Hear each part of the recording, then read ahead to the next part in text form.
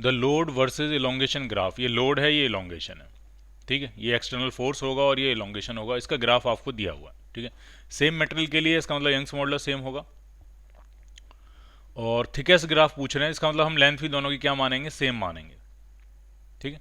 Same material है, same length है, but area of cross section हम अलग अलग मानेंगे, क्योंकि वही पूछ रहे हैं थिकेस्ट ग्राफ जो है वो कौन सा होगा, ठीक है। तो जो इलोंगेशन का फॉर्मूला होता है डेल्टा एल, वो आपका आता है एफ एल अपॉन वाई ए। तो ये ग्राफ है, वाई एक्सिस पे है लोड और एक्स एक्सिस पे इलोंगेशन। तो एफ अगर हम लिखेंगे, एफ कितना होगा, Y is equal to M X की फॉर्मेट में लिख रहे हैं, तो एफ इज इक्वल टू होगा Y A by L into delta L. और ये जो वाई ए बाई एल है, ये इसकी स्लोप है। और अगर हम ये माने सेम मटेरियल है जैसा कि दिया गया है, तो यंग्स मॉडुलस सेम हो गया, और सेम लेंथ भी मान रहे हैं, और थिकेस्ट वायर के बारे में बात चल रही है, इसका मतलब हम एरिया ऑफ क्रॉस सेक्शन पर फोकस कर रहे हैं। तो जिसकी स्लोप सबसे ज़्यादा होगी उसी का एरिया ऑफ क्रॉस सेक्शन सबसे ज़्यादा होगा, यही तो है पूरी स्लोप। इधर है लोड, वाई एक्सिस पे है लोड और एक्स एक्सिस पे इलोंगेशन, तो उसकी जो स्लोप है वो वाई ए बाई एल है, ये यंग्स मॉडुलस है। लेंथ हम सेम मान रहे हैं, यंग्स मॉडुलस सेम मान रहे हैं, तो जिसका एरिया ज़्यादा होगा उसकी स्लोप ज़्यादा होगी। तो स्लोप डी की सबसे ज़्यादा, इसका मतलब एरिया भी इसी का सबसे ज़्यादा होगा। थिकेस्ट वायर को रिप्रेजेंट करने वाली जो लाइन है वो ओडी है, ए पार्ट। दो वायर हैं, सेम मटेरियल और लेंथ, बट डायमीटर जो है वो 1:2 रेशियो में, ठीक है। तो यहाँ बना लेते हैं, दो वायर हैं, तो एक वायर ए मान लेते हैं, एक वायर बी मान लेते हैं, ठीक है। दो वायर हैं, 1 और 2 भी मान सकते हैं। तो सेम मटेरियल, इसका मतलब दोनों का यंग्स मॉडुलस सेम होगा, सेम लेंथ एल भी सेम है, बट डायमीटर 1:2 रेशियो में, तो क्रॉस सेक्शन एरिया 1:4 रेशियो में हो जाएगा। और सेम फोर्स से स्ट्रेच कर रहे हैं, तो फोर्स भी दोनों में क्या लगाया हमने, सेम। तो potential energy per unit volume के बारे में पूछ रहे हैं, उसका रेशियो क्या होगा। तो potential energy per unit volume, energy density का जो फॉर्मूला होता है वो होता है हाफ स्ट्रेस इनटू स्ट्रेन। अगर हम पूरा फॉर्मूला स्ट्रेस के टर्म्स में लिखें तो ये आपका आ जाएगा हाफ, स्ट्रेन को कन्वर्ट करें तो स्ट्रेन हो जाएगा स्ट्रेस अपॉन यंग्स मॉडुलस, तो ये बनेगा स्ट्रेस का स्क्वायर अपॉन यंग्स मॉडुलस। और स्ट्रेस आपका होता है फोर्स अपॉन एरिया, ठीक है। तो इसका स्ट्रेस फोर्स अपॉन एरिया बनेगा एफ अपॉन ए, और इसका स्ट्रेस एफ अपॉन 4a बनेगा। तो इसका जो स्ट्रेस है वो 1/4 हो गया। इसका स्ट्रेस अगर 1/4 है तो इसका जो पोटेंशियल एनर्जी होगी वो 1/16 होगी इसकी, ठीक है, ठीक है। या आप ऐसा समझो कि स्ट्रेस जो होता है फोर्स अपॉन एरिया होता है, तो ये फॉर्मूला बना F square upon 2a square Y. Force same है, यंग्स मॉडुलस सेम है, तो एरिया के स्क्वायर के इनवर्सली प्रोपोर्शनल होगा। तो u1 अपॉन u2 अगर हम लिखेंगे तो ये आ जाएगा a2 अपॉन a1 का होल स्क्वायर। a2 है आपका 4a, a1 है a, तो ये 16:1 आपको आंसर मिलेगा, ए पार्ट।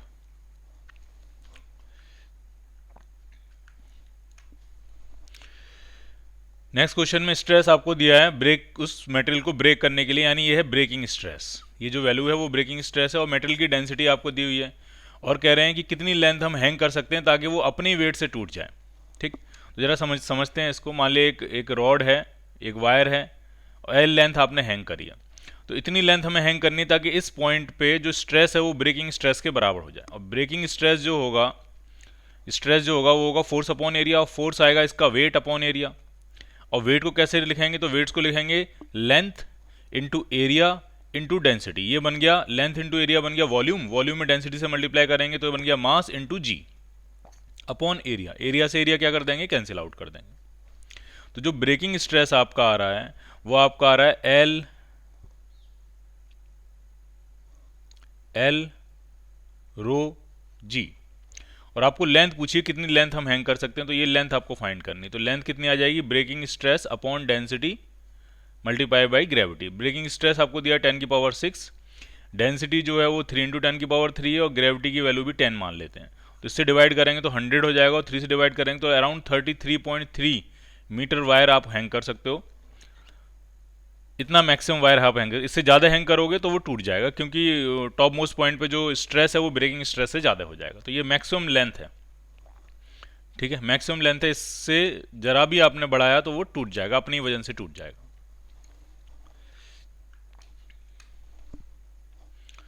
एक केबल है उसको हम रिप्लेस कर रहे हैं दूसरी केबल से, सेम लेंथ है दोनों की, ठीक है। केबल 1 केबल 2, लेंथ दोनों की सेम है। ट्वाइस डायमीटर है, डायमीटर ट्वाइस है तो एरिया ऑफ क्रॉस सेक्शन 4 गुना हो जाएगा। ठीक, तो नया वायर जो है वो कितना वेट सपोर्ट कर सकता है, तो दोनों का मेटेरियल सेम है तो दोनों का ब्रेकिंग स्ट्रेस सेम होगा, और ब्रेकिंग स्ट्रेस होता है फोर्स अपॉन एरिया। सिंस इसका एरिया 4 गुना है तो ये 4 गुना फोर्स जो है, 4 गुना वेट जो है वो क्या कर सकता है, सपोर्ट कर सकता है। तो पहले वाले वायर ने अगर मैक्सिमम वेट W सपोर्ट किया है तो दूसरा वाला वायर जो है वो 4W सपोर्ट कर सकता है, क्योंकि उसका एरिया ऑफ क्रॉस सेक्शन 4 गुना है। So your answer is C part.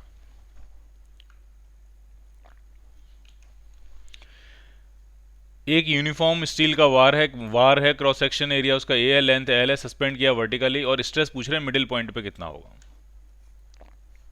तो ये मान लिया एक रॉड है, अब बार है और मिडिल पॉइंट पे स्ट्रेस पूछ रहे हैं। तो स्ट्रेस तो फोर्स अपॉन एरिया ही होता है, और जो फोर्स होगा वो आधे वायर के वेट के बराबर होगा। तो फोर्स आएगा आपका आधा वायर मतलब L/2 इंटू एरिया ए, ये बन गया वॉल्यूम, इंटू डेंसिटी से मल्टीप्लाई किया मास, इंटू जी से मल्टीप्लाई किया वेट बन गया, अपॉन एरिया। ये होगा मिडिल पॉइंट पे स्ट्रेस। तो एरिया से एरिया कैंसिल आउट, आपका आंसर बनेगा L/2 रो जी, बी पार्ट। एक थिक रोप है, उसकी लेंथ 8 मीटर है, डेंसिटी आपको 1.5 इंटू 10⁻³ दी हुई है, यंग्स मॉडुलस इतना दिया हुआ है, और उसको सीलिंग से हमने हैंग किया है। अपने ही वजन से कितना इलोंगेशन हो जाएगा वो पूछ रहे हैं। ठीक है, तो इसका डायरेक्ट फॉर्मूला आपको याद रखना है, सेल्फ वेट की वजह से जो इलोंगेशन होता है वो होता है आपका mgl/2ya। अपने ही वजन से जो इलोंगेशन होता है वो mgl/2ya होता है। अब m को हम कैसे रिप्लेस करेंगे, तो m को रिप्लेस कर रहे हैं length into area into density, ये बन गया mgl/2ya। तो इसमें इंपॉर्टेंट खास बात यह है कि a से a क्या हो जा रहा है आपका, कैंसिल आउट हो जाएगा।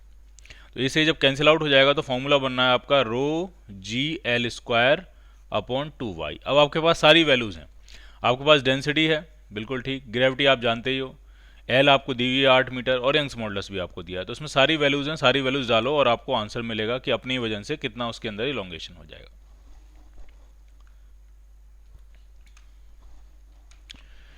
इस फिगर में कह रहे हैं कि डायमेंशन 2 वायर हैं, if the dimension of the wires are same and material are different. 2 wire हैं, दोनों की डायमेंशन सेम है, मटेरियल डिफरेंट है, इधर लोड है इधर इलोंगेशन है।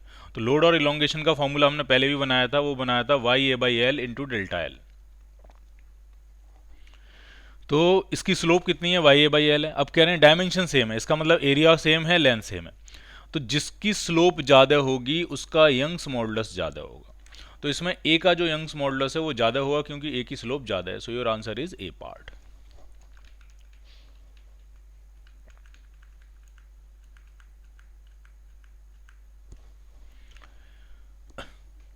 नेक्स्ट क्वेश्चन करते हैं, इसमें स्ट्रेस वर्सेस स्ट्रेन ग्राफ दिया है, और स्ट्रेस और स्ट्रेन की स्लोप तो सीधे सीधे यंग्स मॉडुलस होती है।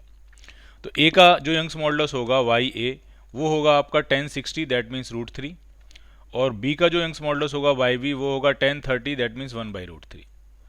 ठीक, तो इनका जो रेशियो आएगा YA/YB तो ये बनेगा आपका 3:1।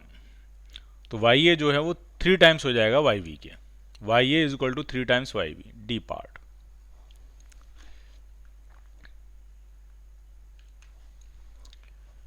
एक एलिवेटर केबल है और मैक्सिमम स्ट्रेस दिया हुआ है उसको, इतना मैक्सिमम स्ट्रेस वो झेल सकती है।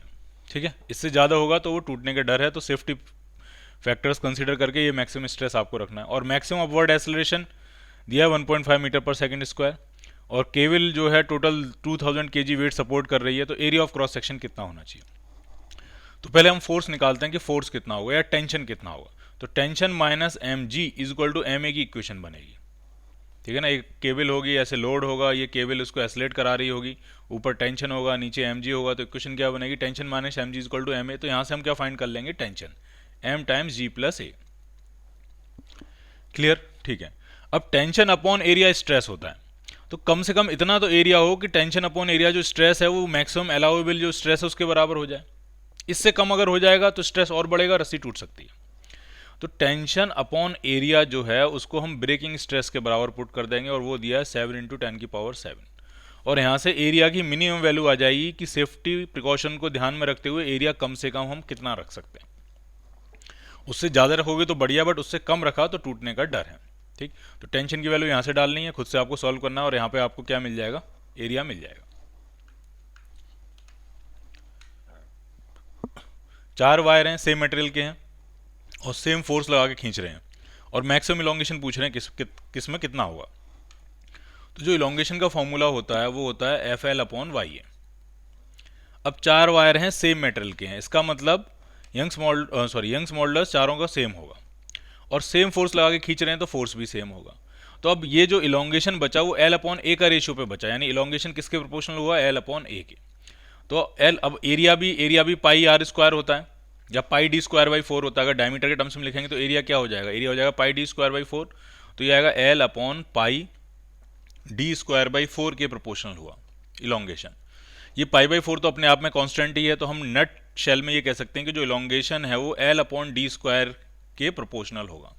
तो अब आपको क्या करना है, चारों वायर का L/D स्क्वायर कैलकुलेट करना है। जिस यूनिट में दिया उसी यूनिट में कैलकुलेट कर लो, क्योंकि हमें तो सिर्फ कंपैरिजन करना है। जैसे उन्होंने लेंथ मीटर में दी है, डायमीटर मिलीमीटर में दिया, आप कुछ मत चेंज करो, लेंथ को मीटर में रहने दो, डायमीटर को मिलीमीटर में रहने दो और उसी जिस यूनिट्स में उसी यूनिट्स में कैलकुलेट करो और देखो किसके लिए ये वैल्यू सबसे ज़्यादा आ रही है। क्योंकि हमें सिर्फ कंपेयर करना है, हमें सिर्फ ये बताना है किसका ज़्यादा होगा किसका कम होगा, हमें एक्चुअल वैल्यू नहीं चाहिए।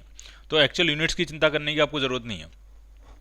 तो पहले वाले के लिए देखेंगे तो L/D स्क्वायर तो 1/1 का स्क्वायर तो 1 आ जाएगा। दूसरे वाले के लिए करेंगे L/D स्क्वायर तो L2 है, नीचे 2 का स्क्वायर करेंगे तो ये 1/2 हो जाएगा। इसके लिए करते हैं L, ये 0.5 है, ये भी 0.5 है, तो L हो गया 0.5 और D स्क्वायर करेंगे तो 0.25 हो जाएगा। तो इसको डिवाइड करेंगे तो ये 2 आ जाएगा, तो इसमें ये वैल्यू 2 आ रही है। चौथे में करेंगे तो ये आ जाएगा L/D स्क्वायर, 3 का स्क्वायर 9, तो ये 1/3 आ जाएगा। तो सबसे ज़्यादा जो रेशियो आया C पार्ट का आया, उसके बाद A पार्ट का आया, उसके बाद B पार्ट का आया, उसके बाद D पार्ट का आया।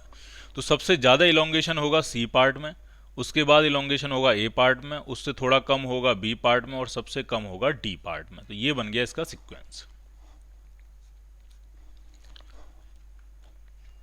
क्लियर?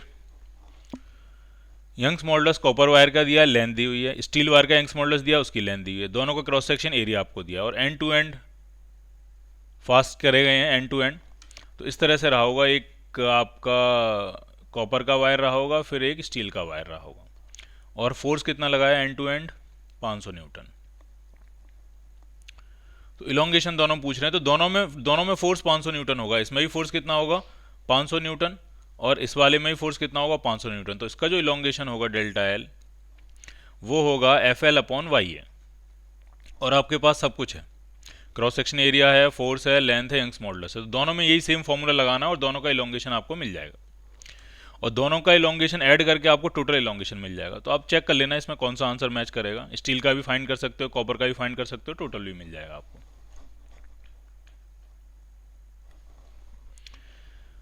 स्ट्रेस स्ट्रेन कर्व दिया है 3 वायर का, ये स्ट्रेन है, ये स्ट्रेस है, ठीक है, और इलास्टिक लिमिट के अंदर दिया है और पूछ रहे हैं इलास्टिसिटी किसकी मैक्सिमम है। तो इलास्टिसिटी का मतलब हुआ यंग्स मॉडुलस, जिसका यंग्स मॉडुलस ज़्यादा होता है उसकी इलास्टिसिटी ज़्यादा होती है। और यंग्स मॉडुलस होता है आपका स्ट्रेस अपॉन स्ट्रेन, ठीक, जबकि यहाँ ग्राफ दिया स्ट्रेन और स्ट्रेस का। तो इसकी जो स्लोप आएगी, इसकी इन ग्राफ्स की जो स्लोप आएगी वो यंग्स मॉडुलस नहीं आएगी, वो 1/, यंग्स मॉडुलस आएगी। यानी जिसकी स्लोप सबसे कम होगी उसका यंग्स मॉडुलस सबसे ज़्यादा होगा। तो R का यंग्स मॉडुलस सबसे ज़्यादा है। अब ऐसा तो A और B में, तो A में कह रहे हैं P की इलास्टिसिटी मैक्सिमम है, Q में कह रहे हैं कि B में कह रहे हैं Q की इलास्टिसिटी मैक्सिमम, R का तो दिया ही नहीं। तो A और B में से तो कोई आंसर बना नहीं आपका, ना A बना आंसर ना B बना। अब कह रहे हैं टेंसाइल स्ट्रेंथ किसकी ज़्यादा होगी।